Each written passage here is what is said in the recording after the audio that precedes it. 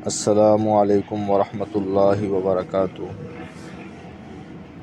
آج 15ویں شعبان ہے، جس کو ہم شب برات کہتے ہیں، اور بہت سارے معمولات اللہ والے حضرات کے بزرگوں کے پڑھنے کے اس رات کے اندر یہ ایک معمول آپ کی خدمت میں پیش ہے۔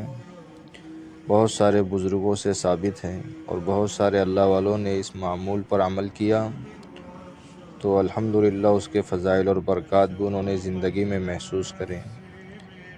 ہم بھی کوشش کریں کہ یہ معمول ہم سب کریں۔ اس میں بہت ساری باتیں جو آپ پڑھ سکتے ہیں۔ بزرگوں سے جو ثابت ہے وہ شب برات کو نماز مغرب کے بعد سورہ یاسین 3 بار پڑھتے تھے۔ پہلی بار یعنی اول بار عمر درازی کی نیت سے، اللہ تعالی ہماری عمر میں اضافہ فرمائے، اس نیت سے پہلی بار پڑھنا۔ دوسری بار بلاؤں کے دفع کرنے کے واسطے کہ اللہ تعالی ہماری بلائے مصیبت پریشانیوں کو دور فرمائے۔ تیسری بار خدا کے سوا اور اللہ کسی کا محتاج نہ کرے ہم سب کو۔ یہ 3 بار سورہ یاسین پڑھتے تھے 3 نیتوں کے ساتھ، اور ہر بار سورہ یاسین کے بعد درج ذیل دعا 1 بار پڑھتے ہیں۔ اس دعا کی برکت سے اللہ تعالیٰ ان کی حاجت روائی فرماتا ہے اور سال بھر تک تمام مصیبتوں سے محفوظ رکھتا ہے۔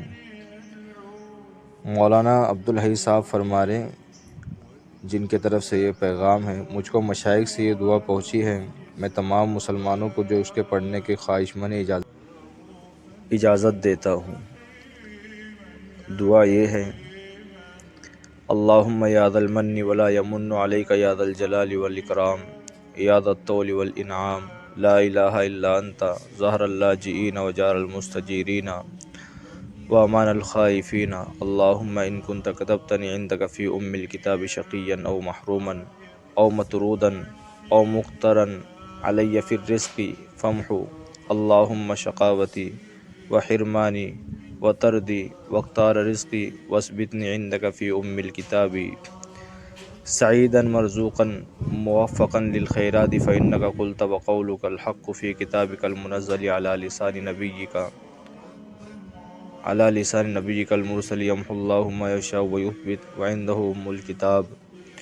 الہی بتجلی الاعظم فی لیلۃ النصف من شعبان المکرم التي یفرق فیہا کل امر حکیم ویبرم ان تکشف عنا من البلاء ما نعلم وما انت به اعلم انک انت العز الاکرم۔ وصلی اللہ علی سیدنا محمد وصلی اللہ علی سیدنا محمد وآلہ واصحابہ وسلم۔ ترجمہ جو اس دعا کا ہے وہ بھی ملاحظہ فرمائیں۔ اے اللہ، اے احسان فرمانے والے، تجھ پر احسان نہیں کیا جاتا۔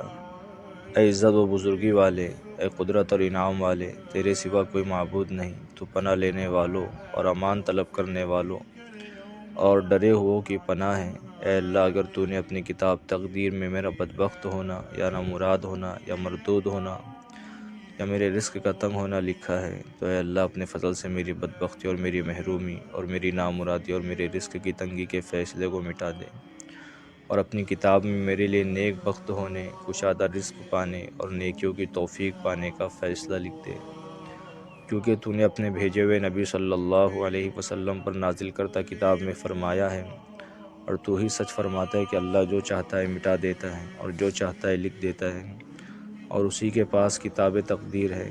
اے اللہ، تجھ سے اس تجلی کے واسطے سے سوال کرتا ہوں جو شعبان کی 15ویں رات میں، جس میں ہر حکمت والے معاملے کا فیصلہ کیا جاتا ہے، نازل ہوتی ہے، کہ تو ہم سے ہر مصیبت ٹال دے، جو ہم جانتے ہیں اور جو ہم نہیں جانتے، اور جس کو تو زیادہ جانتا ہے۔ بے شک تو ہی عزت و بزرگی والا ہے، اور درود و سلام ہو ہمارے آقا محمد صلی اللہ علیہ وسلم اور آپ صلی اللہ علیہ وسلم کی آل اور اصحاب پر۔ اس عمل پر، اس معمول پر ہم خود بھی عمل کریں اور اپنے گھر کی مستورات سے بھی عمل کرائیں، اور اپنے دوست احباب کے اندر بھی اس کو شیئر کیجیے۔